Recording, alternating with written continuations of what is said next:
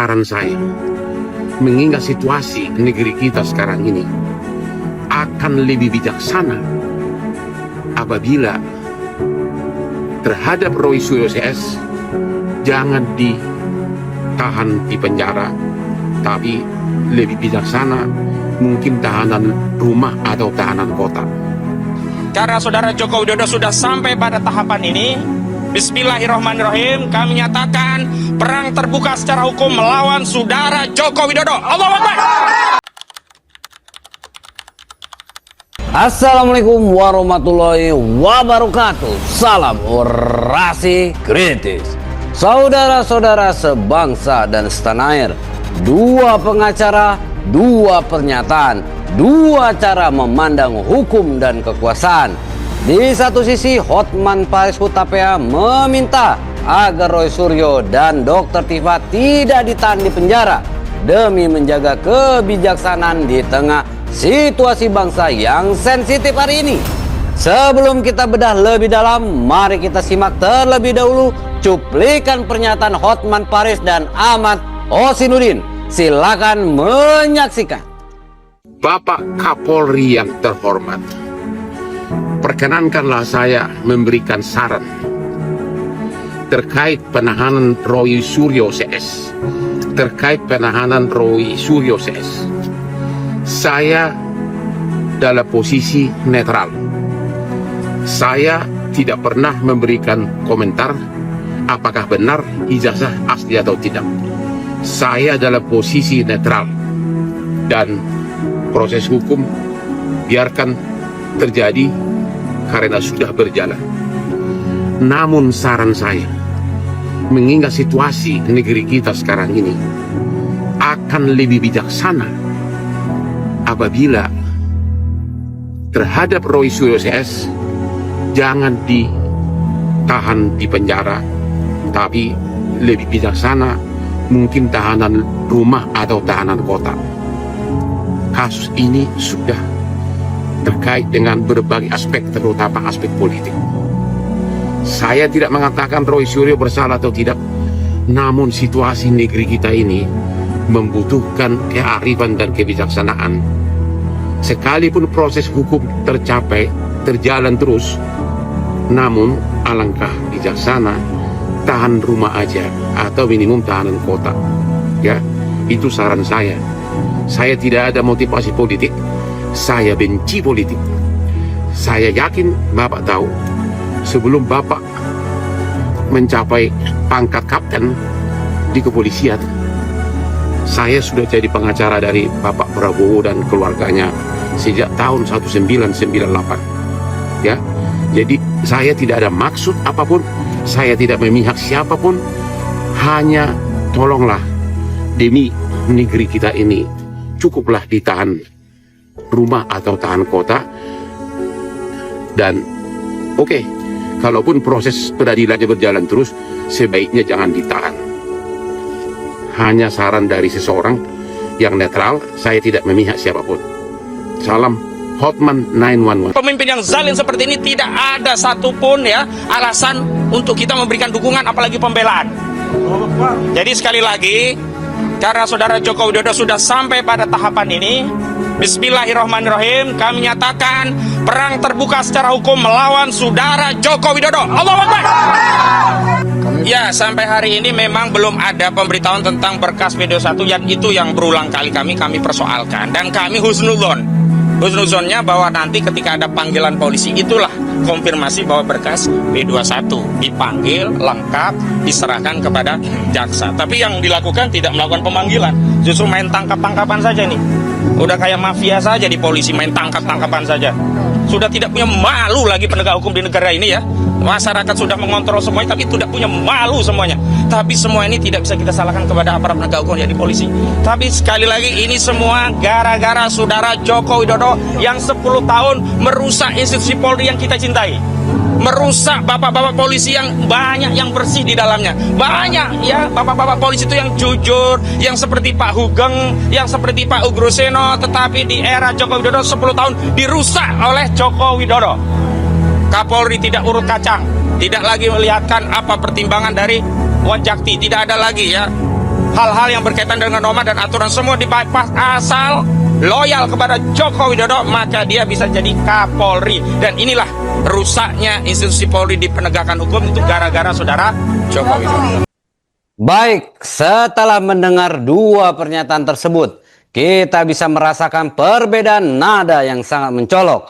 Yang satu berbicara tentang kebijaksanaan, yang satu berbicara tentang perlawanan, yang satu meminta negara menahan diri, yang satu menuduh negara telah kehilangan arah. Namun di balik perbedaan itu, saudara-saudara, ada satu pertanyaan yang jauh lebih penting untuk kita renungkan bersama. Ketika sebuah kasus hukum sudah bercampur dengan kepentingan politik, opini publik, dan pertarungan narasi, apakah yang sedang diperjuangkan masih sekedar kebenaran hukum? Ataukah yang sedang dipertarungkan adalah siapa yang paling berhasil membentuk persepsi masyarakat? Disinilah analisis kita mulai. Mari kita bedah satu persatu, bukan dengan emosi, tetapi dengan akal sehat dan nalar kritis. Saudara-saudara, ada satu hal yang menarik dari dua pernyataan yang baru saja kita dengarkan. Keduanya berasal dari orang yang sama-sama berprofesi sebagai pengacara. Keduanya berbicara tentang kasus yang sama. Keduanya mengaku berbicara demi hukum. Namun kesimpulan yang mereka bawa kepada publik justru sangat berbeda. Dan disinilah kita perlu berhenti sejenak untuk berpikir lebih dalam. Sebab persoalan yang sedang kita hadapi mungkin bukan lagi sekedar Roy Suryo, bukan sekedar soal Jokowi, bahkan bukan sekedar soal ijazah palsu. Persoalan yang lebih besar adalah bagaimana masyarakat memahami hukum ketika hukum telah masuk ke dalam arena politik. Mari kita mulai dari Hotman Paris. Dalam pernyataannya, Hotman sama sekali tidak membahas apakah Roy Suryo benar atau salah. Ia tidak masuk ke substansi perkara. Ia tidak membela Roy Suryo ataupun Dr. Tifa. Ia juga tidak menyerang Jokowi. Yang ia lakukan hanyalah memberikan satu usulan kepada Kapolri, bahwa jika proses hukum tetap berjalan, maka akan lebih bijaksana apabila Roy Suryo dan Tifa tidak ditahan di penjara, melainkan cukup dikenakan tahanan rumah atau tahanan kota saja. Perhatikan baik-baik. Ini bukan argumen tentang kebenaran. Ini adalah argumen tentang stabilitas. Ini bukan perdebatan mengenai fakta. Ini adalah perdebatan mengenai dampak. Dalam kehidupan sehari-hari kita sering menemukan situasi seperti ini. Misalnya di sebuah keluarga, kadang seseorang memang melakukan kesalahan, tetapi orang tua memilih menegur dengan cara yang lebih lembut karena khawatir hukuman yang terlalu keras justru memperburuk keadaan. Bukan berarti kesalahannya hilang, bukan berarti aturan dibatalkan, tetapi ada pertimbangan yang lebih luas daripada sekedar menghukum. Dan kurang lebih itulah logika yang digunakan Hotman. Ia mengajak negara untuk mempertimbangkan bukan hanya aspek hukum, tetapi juga aspek sosial dan politik. Sekarang mari kita lihat di sisi yang lain. Ahmad Hosinuddin tidak berbicara tentang kebijaksanaan. Ahmad Hosinuddin berbicara tentang perlawanan. Bahkan ia menggunakan istilah yang sangat keras, perang terbuka secara hukum. Kalimat ini bukan kalimat yang lahir dari semangat meredakan keadaan. Ini adalah kalimat yang lahir dari semangat konfrontasi. Dan sebagai kuasa hukum Roy Suryo serta Dr. Tifa, posisi itu sebenarnya dapat dipahami ya. Karena tugas seorang pengacara memang membela kepentingan kliennya. Namun ada sesuatu yang jauh lebih menarik daripada sekedar perbedaan gaya bicara. Hotman melihat persoalan ini sebagai persoalan penanganan hukum. Hosinuddin melihat persoalan ini sebagai persoalan kekuasaan. Menurut narasi yang ia bangun, masalah yang terjadi bukan hanya soal penetapan tersangka, bukan hanya soal penahanan, melainkan soal bagaimana institusi Polri telah dipengaruhi oleh kekuasaan politik selama bertahun-tahun ya. Disinilah kita melihat bahwa sebenarnya yang sedang bertarung bukan hanya dua kubu, yang sedang bertarung adalah dua cara memandang realitas. Cara pandang pertama mengatakan proses hukum harus tetap berjalan, tetapi negara harus bijaksana. Cara pandang kedua mengatakan masalahnya bukan pada proses hukum, masalahnya ada pada sistem kekuasaan yang mengendalikan proses hukum. Dan ketika dua cara pandang ini bertemu, publik akhirnya dipaksa memilih. Memilih percaya kepada siapa? Memilih percaya kepada narasi yang mana? Tetapi sebagai masyarakat yang berpikir kritis, tugas kita bukan memilih narasi yang paling keras. Tugas kita adalah memeriksa argumen yang paling kuat. Karena dalam sejarah manusia, suara yang paling lantang tidak selalu suara yang paling benar. Dan suara yang paling tenang juga tidak selalu suara yang paling benar. Kebenaran tidak diukur dari volume suara. Kebenaran diukur dari kekuatan fakta. Inilah masalah terbesar yang sering terjadi dalam ruang publik kita hari ini. Terlalu banyak orang memilih berdasarkan siapa yang berbicara. Terlalu sedikit yang memeriksa apa yang dibicarakan. Jika yang berbicara adalah tokoh yang disukai, maka semua dianggap benar. Jika yang berbicara adalah tokoh yang tidak disukai, maka semua dianggap salah. Padahal hukum tidak boleh bekerja seperti itu, saudara-saudara. Sebab hukum yang tunduk pada perasaan akan kehilangan sifatnya sebagai hukum. Bayangkan jika besok Anda menjadi korban sebuah perkara. Apakah Anda ingin diadili berdasarkan fakta atau berdasarkan popularitas?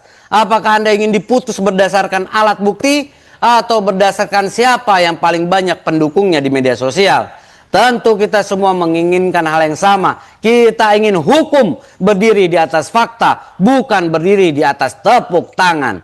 Karena itu pertanyaan yang paling penting dalam kasus ini bukanlah apakah Hotman benar dan bukan pula apakah Hozinuddin benar. Pertanyaan yang jauh lebih penting adalah apakah proses hukum yang sedang berjalan dapat membuktikan dirinya sendiri di hadapan publik? Apakah setiap tindakan aparat memiliki dasar hukum yang kuat? Apakah setiap tuduhan memiliki bukti yang dapat diuji? Dan apakah semua pihak diberi kesempatan yang sama untuk membela diri? Sebab pada akhirnya negara yang sehat bukanlah negara yang bebas dari kritik. Negara yang sehat adalah negara yang mampu menjawab kritik dengan transparansi. Sebaliknya, oposisi yang sehat bukanlah oposisi yang paling keras berteriak. Oposisi yang sehat adalah oposisi yang mampu membuktikan tuduhannya dengan fakta. Demokrasi membutuhkan keduanya. Kekuasaan yang dapat diawasi dan kritik yang dapat dipertanggungjawabkan. Maka dari dua pernyataan yang kita dengar hari ini, pelajaran terbesarnya bukan tentang siapa yang menang dalam perang narasi. Pelajaran yang terbesarnya adalah bahwa masyarakat tidak boleh kehilangan kemampuan berpikir kritis. Karena ketika publik berhenti berpikir dan mulai memilih kubu secara membabi buta, saat itulah hukum berubah menjadi sekedar alat pertarungan politik.